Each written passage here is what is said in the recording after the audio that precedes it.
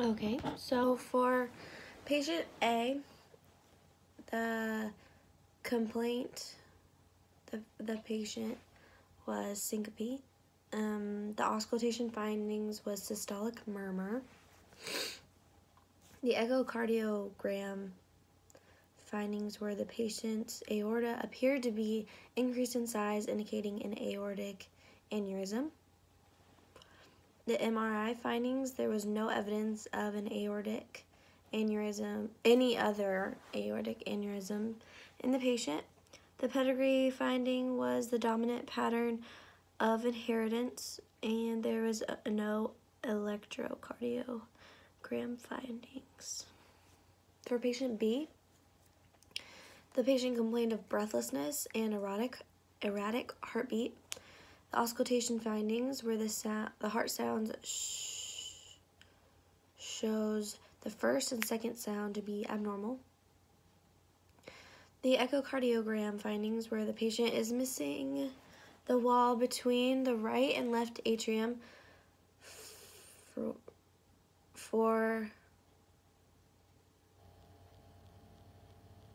the right and left atria of atrial septal deficiency.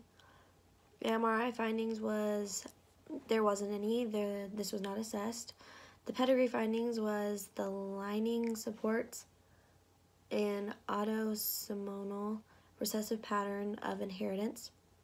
There was no electrocardiogram findings, and the diagnosis for this patient was EVC syndrome or Ellis-Can-Rivalent.